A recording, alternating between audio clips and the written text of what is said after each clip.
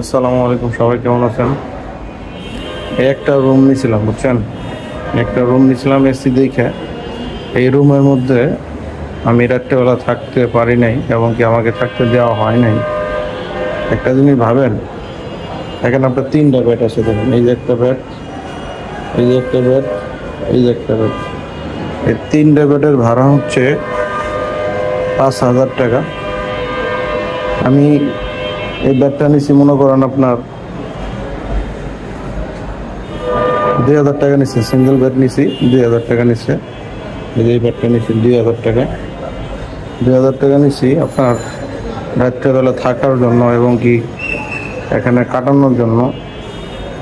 অতএব এই বেডে কেউ থাকতে পারবে না, বাট নাইট 2,000 টাকা নেবে, প্রতি নাইট 2,000 টাকা নেবে। তাহলে একটা জিনিস ভাবতে পারেন, এখানে থাকতে পারবে না বাট টাকা নিতে পারবে। মেডিকেলে এই হচ্ছে কারণ। যাই হোক, কী করবো, আর করার কিছু নাই। বাচ্চা এক সাইডে ট্রিটমেন্ট হচ্ছে, আরেক সাইডে আমি রাস্তায় ঘুরতেছি, কিচ্ছু করার নাই। আপনার এই ওয়ার্ডের মধ্যে এখানেও থাকতে দিচ্ছে না। যাই হোক, কিছু কারণে আজকে সারা রাত ঘুম পাড়তে পারেনি। আজকে সারা রাত যাক না।